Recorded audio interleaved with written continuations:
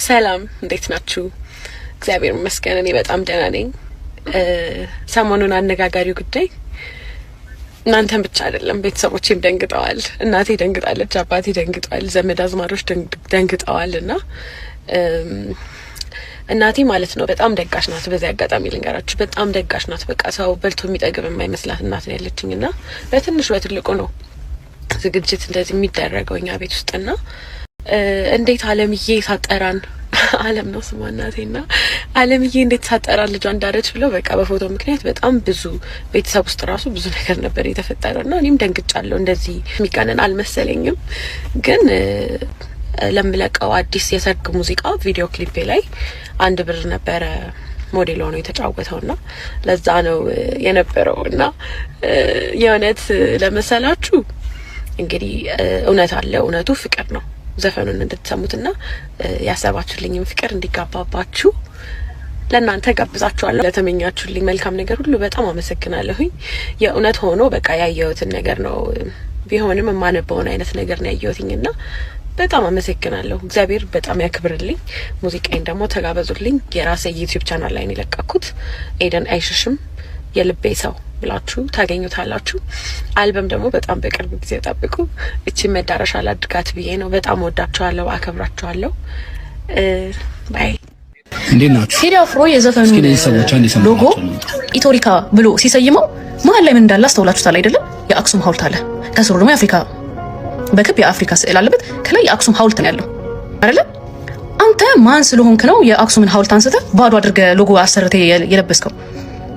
ሲጀመር አንተ ተጋሩ ወደህ አጣም ልትወድም አትችልም። ያኔ ምን ስትል እንደነበር እስከዛሬ ድረስ ጆሬ ላይ ነው የሚያቃጭለው። ምን እያልክ ስትናገር እንደነበረው ከመጣው ጋር የምትነፍስ ንፋስ ነህ አንተ። ምንም የማይጥመኝ ሰው ብትኖር አንተ ነህ። ከመጣው ነገር ጋር አታሽቃብጥ። እሺ እንደ አርቲስት ነኝ ካልክ ያው ያንተ ፊልሞች እንደሆነ የሰፈር ኮተት ነው የምትሰራው። እንደ ራስህ ኮተት ነው። ተከብረህ እንደ አርቲስት ነኝ የምትል ከሆነ ራስህን አክብር። እንደዚህ አትሁን። አንተ የአክሱምን ሐውልት አነሳ አላነሳ የሚጨምርልንና የሚቀነስልን ነገር የለም። ምን ይመስላል? ሁለተኛ ላይ ደግሞ ይሄኛው ሄኖክ ድንቁ የምትባል የኦሮሞ አንደኛ ቀንደኛ ጠላት ባችሁ እንግዲህ እንደሰማችሁት ነው። እሱንም አላካቸው ከዚህ በፊት አይቻችሁ አላውቅም። ሰዎች ናቸው እነዚህን ቪዲዮዎች የላኩልኝና እስከ መቼ ነው ዝም የምትለው? ውሸት ሲደጋገም እውነት ይመስላልና የሆነ ነገር በል መልስ ጥበት ስላሉ ነው የመጣሁት እንጂ ለሱም ይሄ መልስ አይገባቸውም። በዘርና በፖለቲካ ነገሮችን ከሱ ጋር ለማገናኘት የሄዱበት ርቀት በጣም ነው የሚያስገርመው። ኤአይ የተሰራባቸው ፎቶዎች እነዚህ ናቸው። ኦሪጂናል ፎቶዎቹ ደግሞ እነዚህ ናቸው። ሲታዩ እሱም ከ30 ዓመት በላይ ይመስላሉ።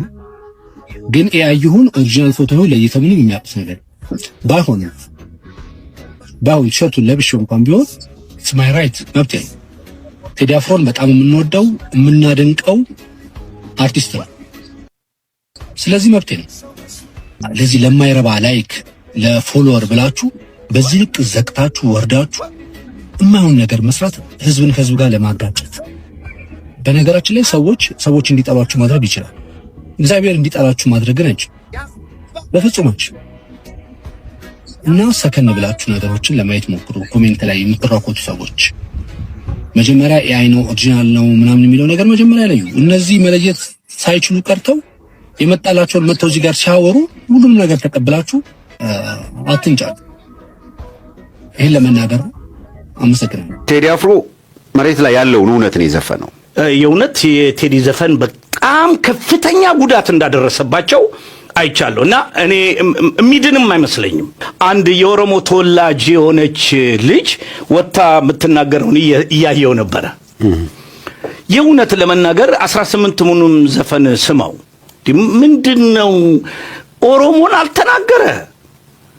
ኦሮሞን የሚነካ ነገር ወይንም ወደዛ የሚጠጋ ነገር እንኳን አልተናገረ። ምንድነው ወጣችሁ እንደዚህ የምትንጫጩት ትላለችና እኔ የኦሮሞ ተወላጆቹ ብቻ አይደለም ይሄ ካድሬው የሚባለው ሁሉ እንዴት እንደታመመ ምን ላይ እንዳሉ በቃ አሁን ያሉበትን ደረጃ የእውነት በአንድ በኩል መንፈስም እየመሰለ ይመጣ መንፈስ ነው። በደንብ እየጮኸ ያለው አሁን መንፈስ ነው እና መንፈሱን ደግሞ ጸበል አይደለም ዘፈኑ ነው የነካው።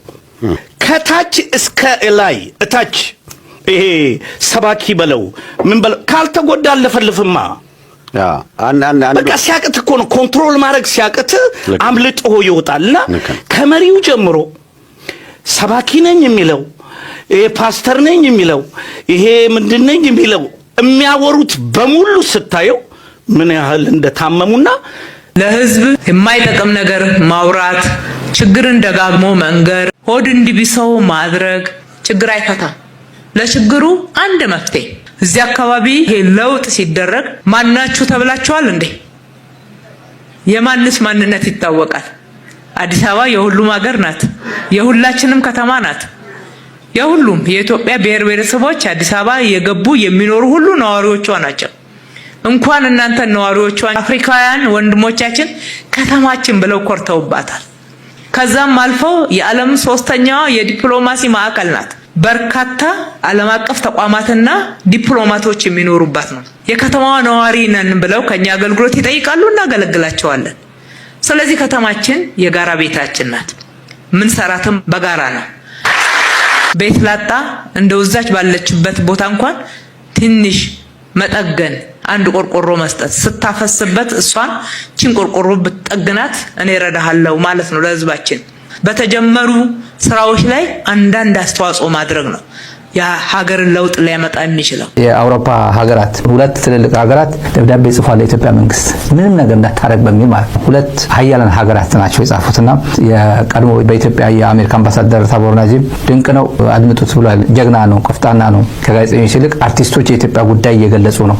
ከፍተኛ ድጋፍ አለው። በኢትዮጵያውያን ብቻ አይደለም፣ ከትግራይ እስከ ደቡብ ከምዕራብ እስከ ምስራቅ በሙሉ በዚህ ጉዳይ ላይ አንድ አይነት ነው። አንድ አይነት እንደዚህ አይነት ጊዜ ተገኝቶ አይታወቅም በኢትዮጵያ ታሪክ። እንደዚህ አይነት በአንድ አርቲስት ላይ ያለምንም ልዩነት ያለምንም ብሔር ልዩነት ያለምንም ጂኦግራፊ ልዩነት በዚህ ስራ እኩል ፊል ያደረገውና ፔኑን እንዲሰማው ያደረገ ስራ ተደርጎ አይታወቅም። እንግዲህ ብልጽግና ተመልካቾች የተቆረጠ እባብ ነው ቂጥ ውስጥ የገባበት። የተቆረጠ እባብ በቀላሉ አይወጣም፣ እዛው ነው የሚቀር በምንም ተአምር። መላው ኢትዮጵያውያን እየተነጋገሩበት ያለው እዛ ውስጥ ምንም አይነት የብሔር ዘፈን የለም።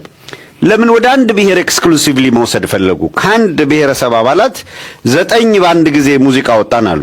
ቀደም ብሎ በጀት ተመድቦ ምናምን ነው። ይሄ ሰው ግራ ገብቶታል። ግን ብዙ ግራ አትጋቡ። ለምን የአብይ አገዛዝ ራሱን አይደንቲፋይ የሚያደርገው የሚገልጸው የዚህ ብሔር መንግስት ነኝ ብሎ መንግስቴ ተነካ ብለው አይደል ያለው። ከቡራዩ ከሆለታ ከንትን እየመጡ ነው አለ።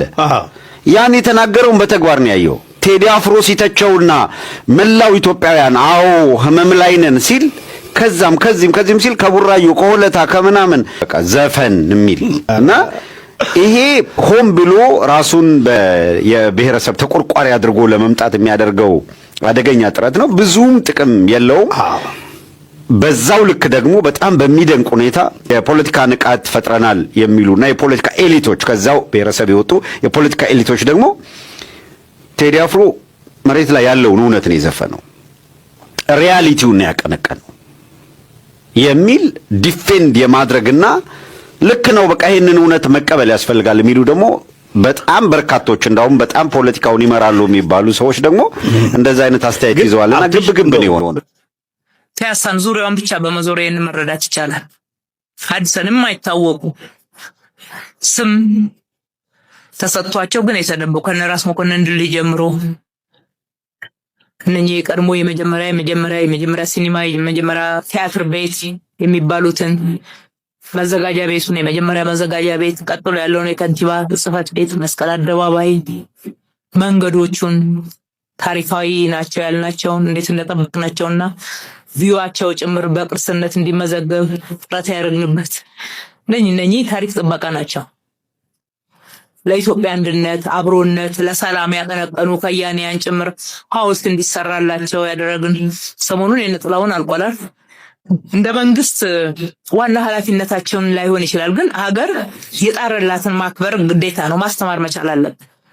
ለኢትዮጵያ በጣም በጭንቅ ሰዓት በችግር ሰዓት ያቀነቀኑ የዘመሩ የሰሩ ትልልቅ የሀገር ባለውለታዎችን ብዙ መታሰቢያዎችን ገምተናል። ቀድሞ የተመረቁትን ታውቃላችሁ። ሰሞኑን 1፣ 5፣ 6 ተጠናቀዋል። ጉያንኩን አከዱፍቱ እርግጠኛን ቶሪያኒ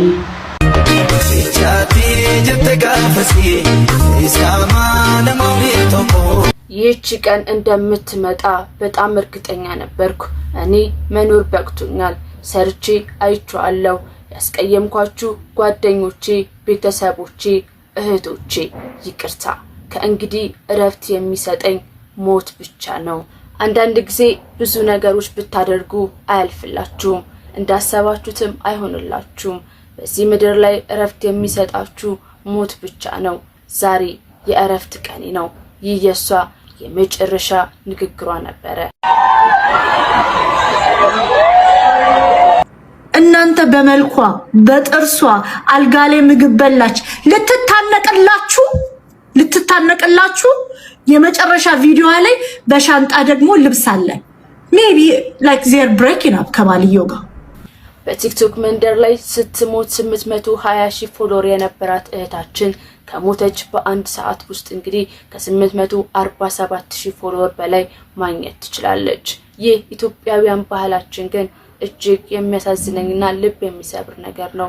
ምክንያቱም በህይወት ባለችበት ሰዓት ላይ 820,000 ማለት በጣም ብዙ ነው። ነገር ግን ካረፈች በኋላ በሰዓታቱ ውስጥ ፎሎ አድርገው በርካታ ሰዎች የተቀባበሉት ተመልክተናል። ይህንንም ጉዳይ ታዝበናል።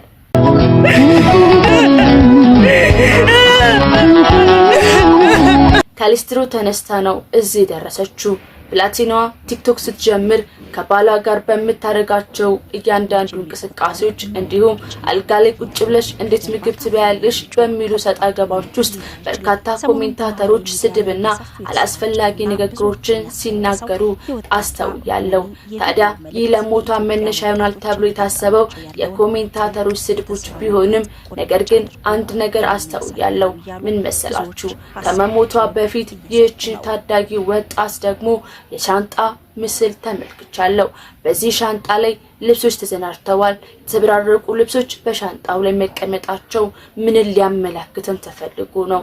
ጉዳዩ እውነት እንደተባለ የኮሜንታተሮችም ሐሳብ ቢኖርበትም ይህች ልጅ ግን በውስጧ ያመቀችው ያልተረዳናት ትልቅ የሆነ ሚስጥር እንዳለ አስተውያለሁ። ይህ ምን መሰላችሁ? ሻንጣው ተጣልተው የነበረ ቢሆንም የልዕልቲን ሐሳብ በመጋራት የሆነ ያልተግባቡበት ጉዳይ እንዳለ አላስተዋላችሁምን? ያው ተሰናብታን ሄደች። አሁን ከ3 ሰዓት በፊት ፖስት አርጋ ነበር ቪዲዮ